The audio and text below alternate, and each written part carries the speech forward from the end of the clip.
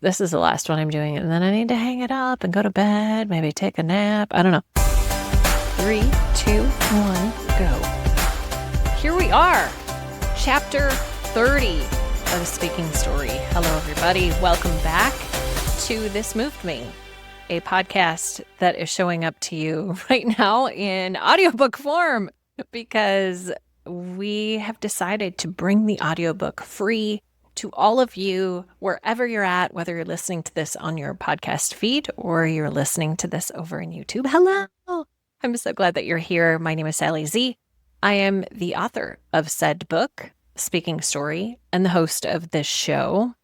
And it has been my privilege over the last many weeks to bring to you this book, the audiobook version of this book, part by part every week. And this week kicks off part number 6. Part number 6. I don't know why I thought that sounded weird, but it's fine. That's exactly right. Part 6. We are at part 6. And this is a long part. Oh my gosh, everybody get ready to dig in. It's the final part of the book. And this is where we talk about delivery. Now, I think it's hard. It's hard to talk about delivery in a way that is meaningful because it is so personal and it is about the body. And especially in this first chapter, the foundations of delivery, we don't talk too much actually about delivery as the foundation of delivery because we cannot talk about what happens in our bodies unless we also talk about what's going on in our head. Because what happens internally shows up in our bodies. You cannot hide. You cannot hide where you're at. The body will reveal you, which is part of the reason why people are like, oh, I don't want to do this. Like, yep, you will be seen. And so that's why we start with mindset as the foundation of delivery. Okay. And honestly, the fears that people have as they step into actually showing up in your body, allowing yourself to be seen as you bring the story to life. Because this is not about writing. This is not about writing your story. This is about speaking it, which means it's all about what's going on in the bod. So this is a really fun chapter. And it is, I share with you a handful of mantras and, what do we call those? Reframes. Reframes. Okay, I'm halfway through my cup of coffee. That's just maybe why this is hard for me right now. Bring on the words. Let's go, Sally. Okay, so chapter 30. Here we go. I'm really excited and cannot wait for you to dive in. Should we do this? Let's do this. Here we go. Hey, everybody, and welcome to This Moved Me, a podcast about creating talks that move the world. With me, your host, Sally Zimney.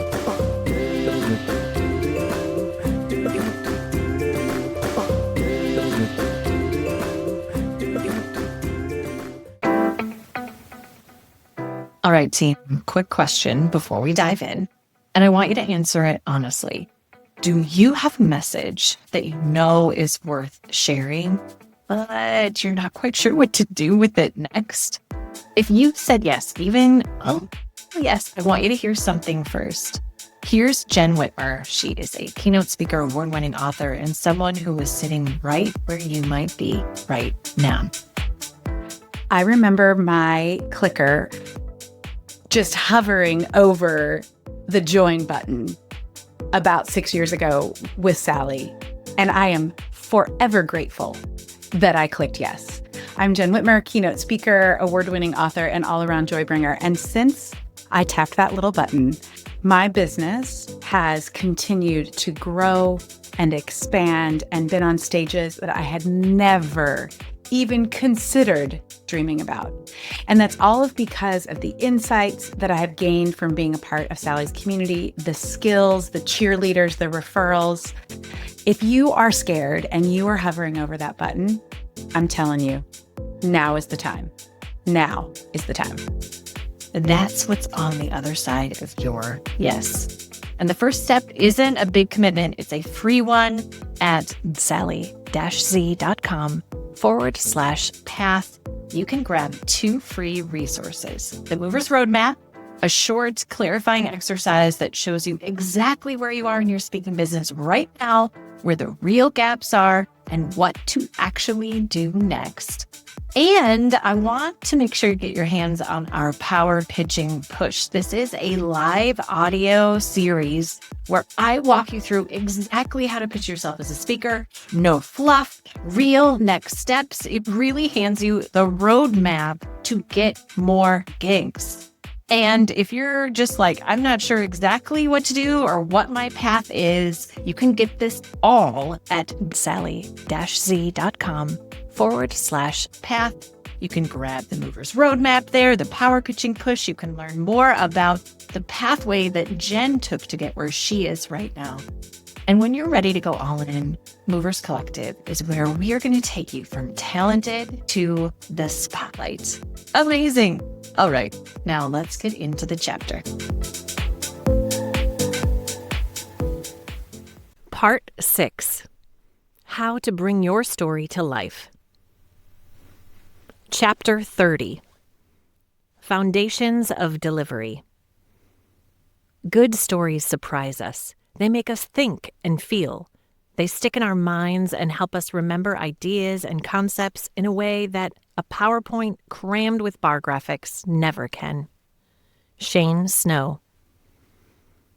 It's time to take this idea, whether it's a draft from something that's only been written or an abstract concept, into a living, breathing story that exists in your body and is shared with an audience. What does this story look like? What does it sound like? What does it feel like as it lives in our bodies? I think of this as the rubber meets the road moment because, reminder, we are not writers. We may write as a pathway to get up on our feet, but we are ultimately speakers. The moment when we finally stand up and speak our stories changes everything. A friend of mine recently lost someone he was really close to. As his family gathered together to tell stories, he wanted to share something too. Now, it wasn't something he was necessarily nervous about, but he wanted to do right by this person. He wanted to give them a significant moment of recognition to communicate and express accurately what this person meant to him. He had an idea of what he wanted to say, but something changed when he took this draft in his head and spoke it out loud. As he told me about it, he described a moment when everybody turned to look at him and suddenly his words took on a different meaning. They mattered more. The nerves kicked in, all these emotions bubbled up because speaking these words out loud made them real in a different way. It felt raw and real, exposing his tender, bubbling emotions. He felt like he couldn't hide them. They were revealed. He felt vulnerable and seen. Now, if he had just written those same words down and left it as a note, it would have been a lovely, thoughtful sentiment and appreciated, I'm sure. But not expressing the words out loud denies a shared experience for everybody in that room. There is something so powerful about speaking words out loud and having those words witnessed by others. It communicates at about 12 different levels, not just one. That's not scientifically accurate, I'm afraid, but it definitely feels that way. In the coming chapters, we're going to get into the mindset, fear management, physical adjustments, and practical strategies we can do to bring our stories to life and physically embody them. And perhaps a bit ironically, to fully embody our stories while we speak, we have to first work on our mindset. Mindset. Many years ago, when I started coaching, all I had was passion and my own experiences of being coached by really amazing coaches. Luckily, I was given some opportunities and found I had a knack for speaking. I was pretty young. I remember being 24 or 25 and having this realization that I thought was really profound, that speaking was 50% mindset. At the time, I felt like it was a really bold thing to say to these coworkers who had a lot more life experience than I did. Hey, now all of these skills we're working on, they're only half of it. But what you're thinking, what you're feeling, what you believe about yourself, what you believe about your audience, everything that exists outside of these skills, they matter too. But as I kept coaching, working with skilled professionals, aspiring speakers, CEOs, keynote speakers, entrepreneurs, and other people who, in every respect, had every reason in the world to show up with confidence, they would still show up and say things like, yeah, but what if I screw up? What will they think of me? What if I look stupid? What if they don't like this idea? What if they don't respond the way I want them to? What if they don't think this is funny or as brilliant as I do? It didn't matter how experienced, qualified, or totally awesome these people were. It just didn't. Speaking is an incredibly vulnerable thing that taps into our deepest humanness. So if we are doing it right, it will reveal our deepest fears. Fears that, under other circumstances, we've learned to keep at bay. As my work matured and my coaching conversations became more and more about how to really show up with vulnerability and courage, I realized that 50% was too small. Speaking is 80% mindset. In other words, it's 80% of what we think, what we believe, what we tell ourselves, and how we show up that day. You can be the most skilled speaker and have the best coaches in the country who help you learn how to move your body and structure your talk and message well. You can absolutely learn all of those things, and they are a really important foundation that ultimately helps you with your mindset. But if your mindset isn't in a good place, the rest doesn't matter. The audience can feel that. We can tell if somebody has really brought their full self to the moment and is doing something that they know matters. So this 80% mindset, it's very closely connected to our capability to show up with authenticity and courage. Everyone I've ever worked with is challenged by mindset in some way or another. It's not like 20% of people who are really successful in speaking aren't challenged by mindset. That's simply not the case in my experience, even if they don't want us to see that. We all struggle with mindset, day in and day out, some days more so than others. We all have to pay attention to our mindset if we're going to embody our stories in a powerful way and show up with our full, free voice. Creating an 80% mindset. So if speaking is 80% mindset, how can we create a mindset that encourages us and allows us to show up fully and with confidence? Tip number 1. Know that you are ready enough. Let's accept the fact that we are never really ready. One of the things that keeps people from really showing up and telling their stories is this feeling of, it's not quite ready. It's not perfect. It's not where I want it to be. I'm nervous about this. It isn't exactly right, etc. There's a lot we can't control in speaking our stories, and we've got all kinds of excuses for why we aren't ready. So let's just embrace our unreadiness. We are never really ready, and that's not a bad thing. I honestly think that when the edges are a little rough, it's more engaging and interesting for the audience. In terms of mindset, I'd rather have us think about being ready enough. Assuming we've done the necessary prep work, we are ready enough, even if we're not totally feeling it. You may never feel ready because you're ready for what? It's live theater. So stop and accept that ready enough will get you there. Here's a pro tip. If you've been following along with this book and creating a story to speak, I hope you'll trust me when I say that at this point, you are ready enough to put your story on its feet and start sharing it. Remember, speaking is iterative. You won't get better by thinking about doing this. The only way is through. So start now. Tip number 2, become friends with your fear. Fear is simply a part of public speaking and not a sign of your unreadiness or lack of skill. That statement might put you on pause for a moment, but it's true. The people who speak are those that speak anyway. So if we accept and believe that fear is simply a part of speaking, then how do we manage our fear? There are two kinds of fear that can rule our thinking. I call them growing fear and shrinking fear. It's important to distinguish between the two because one can be a catalyst if we allow it to be, and the other can be debilitating. Growing fear pushes you into discomfort without risking your actual safety. Your body might perceive that you're not safe, and your adrenaline response might be convinced that you are in danger, but you're not in any actual physical danger. Growing fear helps you step into something bigger. It challenges you, and you need that so you can step into what's truly possible as a speaker and storyteller. And then there's the opposite, shrinking fear, where we get smaller as we do something rather than stepping into a bigger sense of ourselves. This is the fear that does endanger us in some way. So telling your story, speaking up, or stepping into courage should feel like growing fear. It causes you to think, this is good for me, even if it's not easy. So when do we share these stories?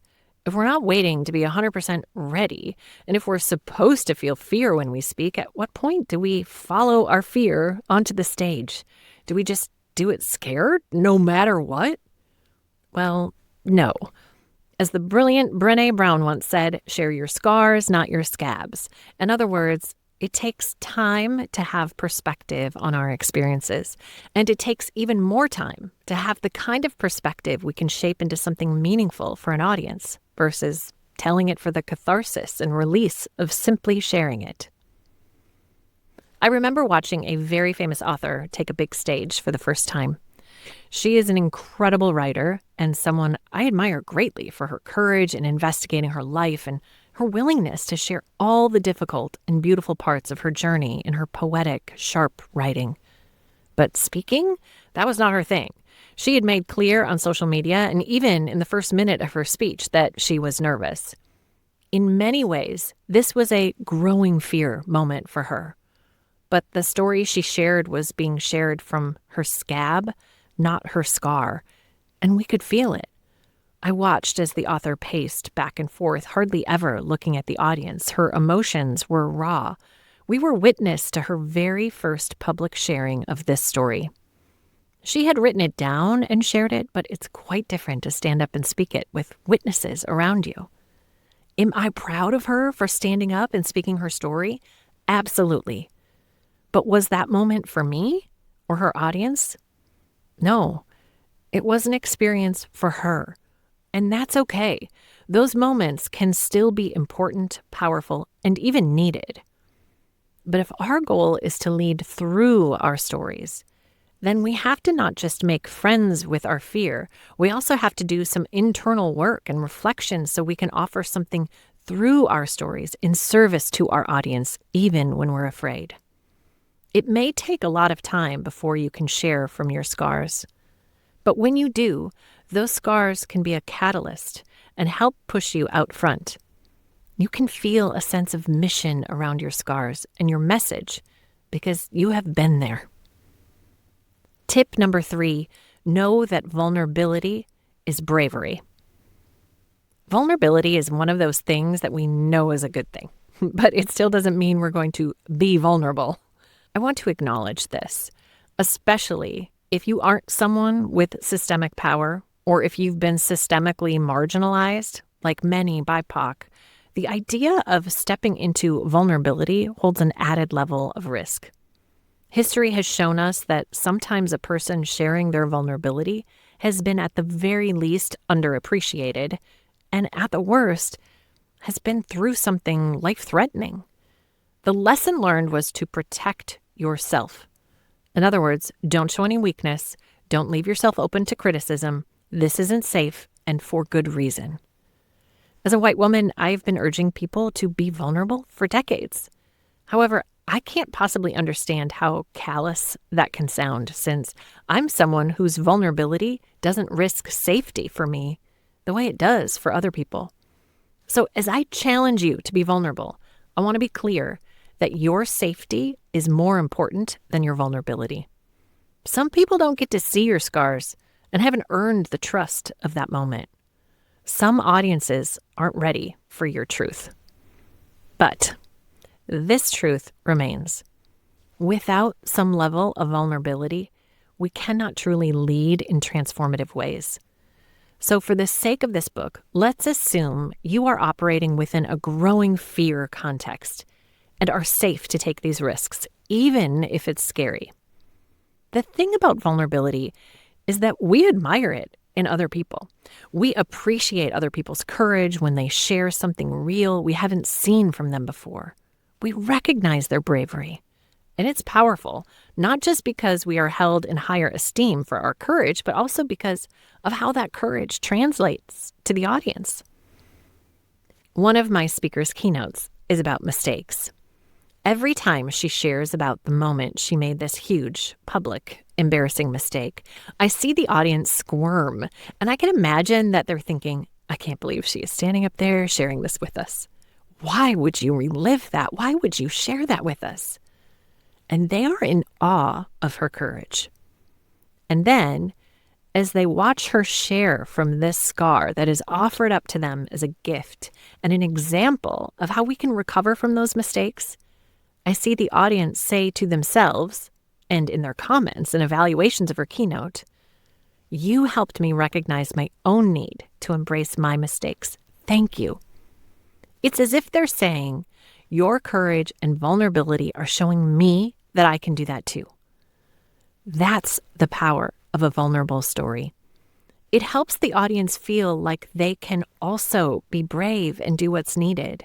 Your story shows us the way. So why is it still so hard? If we know it's powerful, needed, and generally appreciated, why are we so convinced that those same benefits will not be extended to us when we are vulnerable? We have to remind ourselves of the exact opposite of the phrases that are likely going through our heads.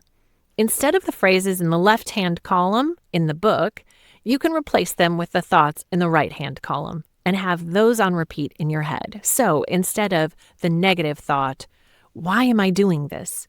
A more empowering thought is, this is brave. Instead of, who do I think I am? You could say, this is strength. Instead of, who cares about my story? An empowering thought is, this is what good leadership looks like. Instead of, what will they think of me?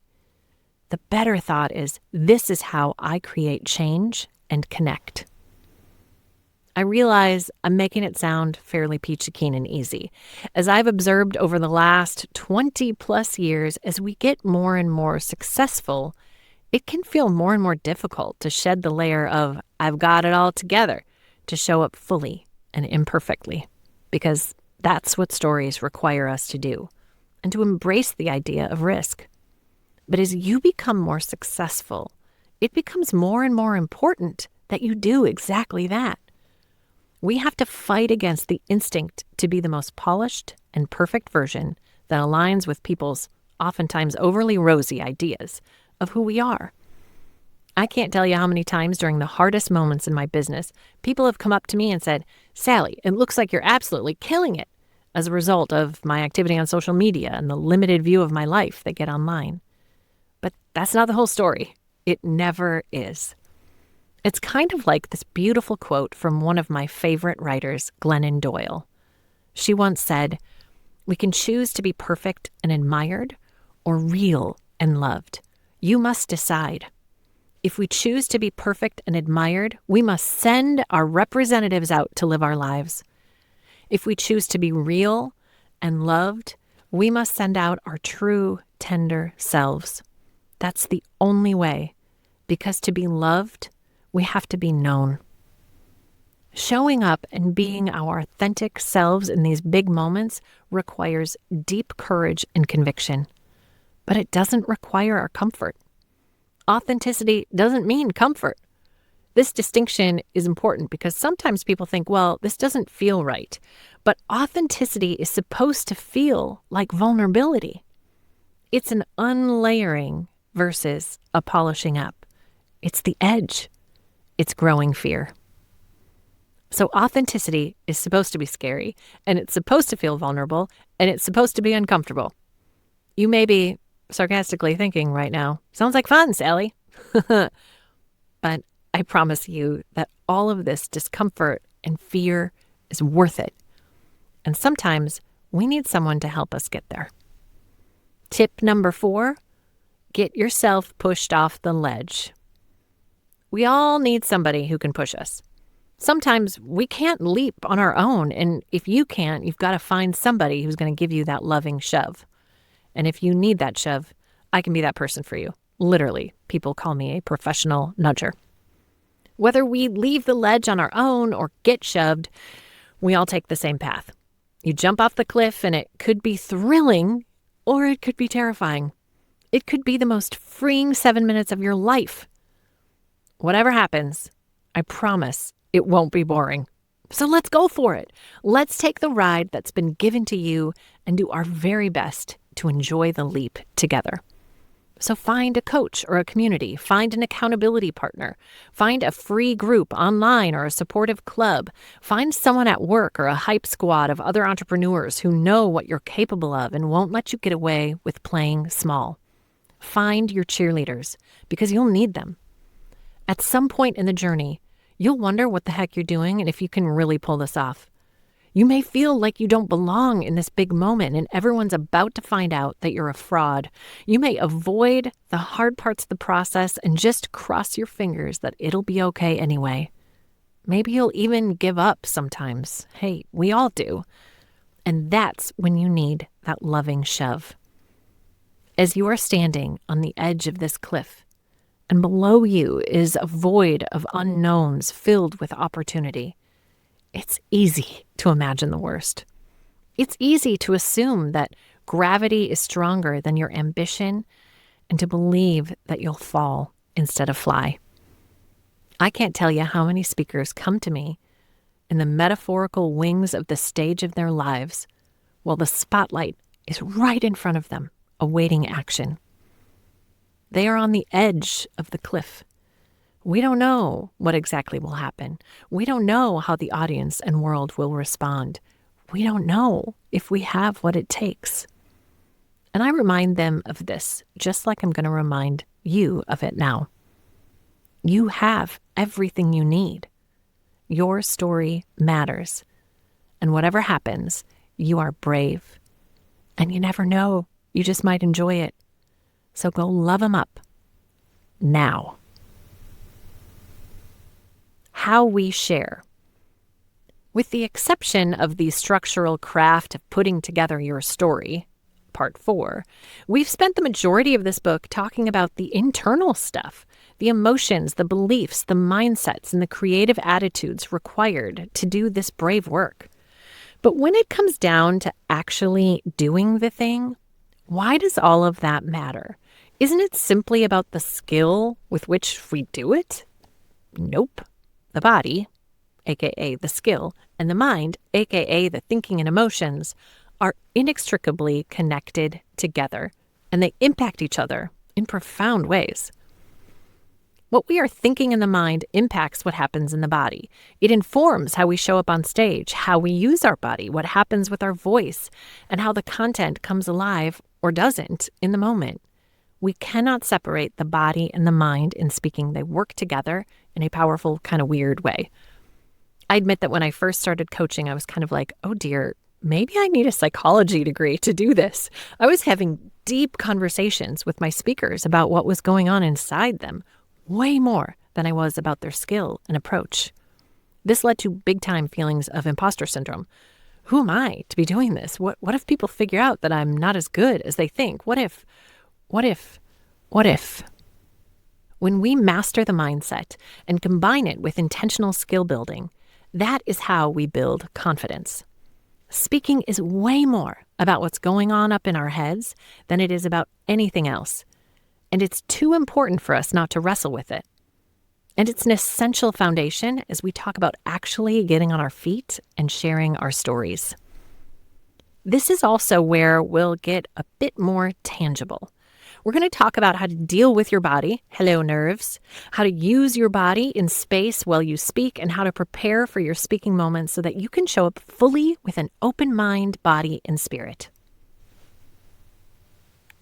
All right, everybody, that's a wrap on this chapter of Speaking Story. You can find the full audiobook ad-free on Audible or just subscribe and the next chapter comes right to you. And hey, if Jen's story up at the top hit a bit of a nerve, if you've got your own clicker hovering, the Movers Roadmap is free. It takes about 20 minutes to go through, and it will tell you more about where you are and what you need the most paid programs will. So go grab it along with the Power Pitching Push at sally-z.com/path. sally-z.com/path. All right, movers. This moved me. What is moving you? See you next time.